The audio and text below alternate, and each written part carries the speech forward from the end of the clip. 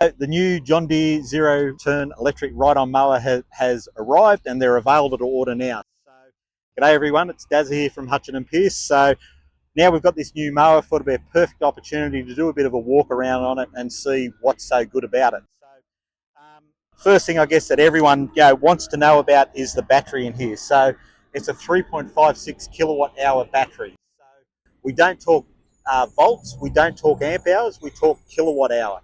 And that's the important thing, because it's like the fuel in the battery. So how long can this run? And John Deere's recommendation, or their advice at this stage, is that you can get 2 acres of mowing quite confidently on it.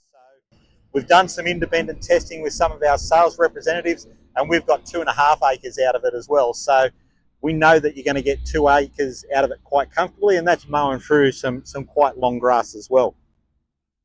Big thing about this battery underneath the cover there is that it's a IP66 rated battery. Now, what that means is that it's dustproof and it's waterproof. So when you finish mowing, some manufacturers say that you can't put water around these machines, but we can get the garden hose and we can clean it up. We actually encourage you to do it because you've got the hose fitting on the cutter deck there to clean it out, but you're not going to hurt anything there. Like I said, other manufacturers will say don't put water anywhere near these machines. So it's great that we've got that sealed area. When it does come time to charging, it's just a normal mains power charger there. So 240 volt charging. This one has the Euro fitting on it because it's just a prototype, but they will come through with the AU fitting on them. So to recharge that, saying up to 6 hours, could do it in a bit less than that, but 6 hours is what they're stating at the moment. So I guess from this point of view, with the battery, we don't have a lot of noise at all. So in effect, this could be starting and running now, and you wouldn't actually know it. So it's only when we engage the blades that you get that noise. So from a noise level, a petrol machine, the Z320M, we're looking at 107 decibels. This is somewhere around 82, 84 decibels. So it is significantly less noise. So if you're in an environment where you need to start early and you're not going to disturb the neighbours, this machine will certainly do that for you. We'll just have a look at the control panel here. So I'll just flip that up. When we turn the machine on, our control panel lights up here, and it will tell us that we've got, in this case, we've got 6 hours on the clock and we've got 86% battery charge. But we've also got this LED screen down here in the foot pan. And if you can, I'm not sure if the video is going to pick up, there is a white bar across the top there. And then we've got the 5 green squares there, which are 20% increments on the battery. So when I sit on the machine and I press the button again, I hold the button down for a second, that will start the machine. And we'll hear a beep. There we go. And now that white bar has actually turned green there. So we're in the mode ready to drive. And like I said, you wouldn't know it's going because I can go and you're not actually hearing anything. So if I did hop up out of the seat like I'm going to do now, okay, you start getting that beeping. So it's the machine telling you, hang on, something's going on here. It's because the operator's hopped out of the seat and the machine is engaged in the drive mode. So can simply just turn the machine off there and away we're going. Now, with all of these electric mowers that are on the market now, they have several drive modes to them. So if we have a look here on the control panel, so we can see here that we've got the tortoise, we've got the hare, and then we've got like a grass catcher. So in tortoise mode, that actually slows the drive speed down on the machine. When we go to the hare, we've got maximum ground speed, and that gets us our 11.3 kilometers an hour, just like a petrol zero-turn mower. And if I hit that mode switch again, because I'm not sitting in the seat, it won't go. Let's see if I can override that. There we go. Now I've moved it up into grass catcher mode. So drive speed is still the same, so maximum drive speed, but we've got more blade tip speed. So if we're grass catching or if we've got to put a mulch kit, we've got more blade tip speed to handle that as well. So it's just hit that switch and away it goes. Also on this control panel here, so we've got our deck height.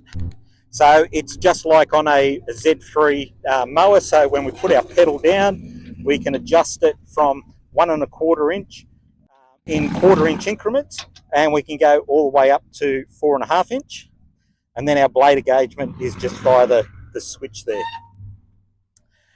One great thing that they have got on this machine is that we've got the light switch here. So it's headlights. So you can see, we'll see if we can switch them on. Yep, we're on.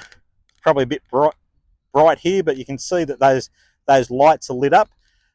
But what's super cool about it is that around the side here, you've actually got a side light on it as well. So invariably, when you're on the machine and you're mowing and you want to turn around to the side, at least you've got visibility there to see what's going on. So a lot of people always say, why do I want lights on a ride-on mower? I'm not going to mow in the dark.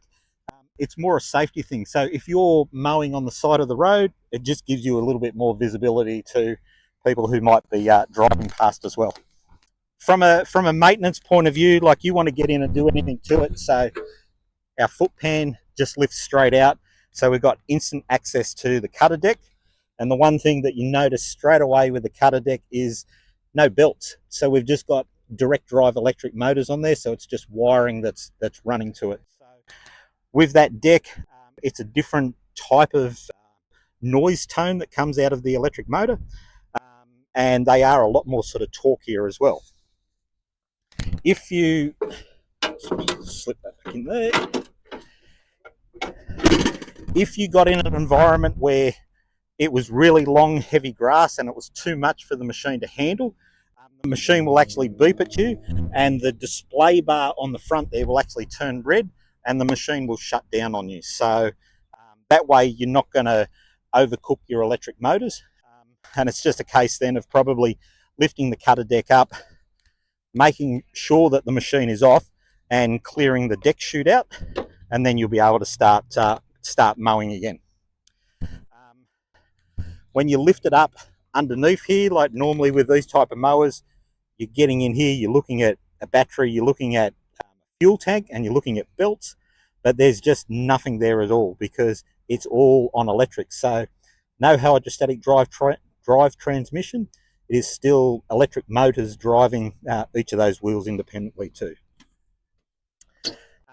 Nifty little thing that it does have on it is what they call a home mode. So we're all been in that situation where we're mowing down in the paddock, you're trying to get that last little bit done and you run out of petrol. So this will eventually run out of battery charge. It will run down to 0% on the battery and the blades will disengage. You then have home mode. Now with home mode, we've done a little bit of testing in that, and you got about 500 meters of travel in it before the machine will actually go flat on you. So that gives you the opportunity to get the machine back to base and charge it up.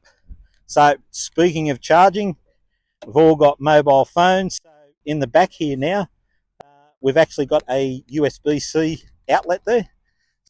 If you need to charge your phone, you can plug it in there and charge while you're on the go. Now, if we did happen to run out of charge or something happened and we needed to push this machine around, we actually have some instructions here underneath. So it's telling us, turn the machine off, bring the levers in, and then we've got the button here, and we press that button, and then we can push the machine and freewheel it along. So if you needed to do something like that, you can do as well. As far as options, like I said, there is a mulch kit that we can put on the machine. There's also a hitch that you can put on the back. So if you wanted to tow something, you're going to tow about 120 kilos combined capacity.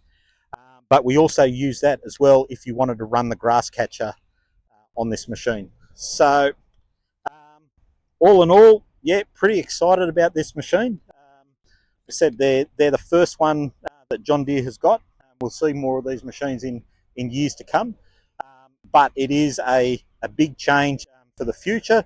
I think doing some rough numbers just with some of our testing at the moment, like if you were using a petrol machine in the same environment and doing your maintenance annually as well, you're probably looking about $600 in running costs per annum. So add that up over 5 years, you're already at $3,000, and that's not including cutter belts as well. So when you start to look at, yes, I'm paying a little bit more upfront for this type of mower to start with, but the long-term benefit of it being quieter, not having to muck around going to get fuel, then having to lug the fuel can to the machine and filling it up where you can just plug this in, it's going to be a lot easier and a lot more convenient as well. So, hope you enjoyed that first glance of the machine, and if you've got any questions, you can drop it in the chat and we'll get back to you.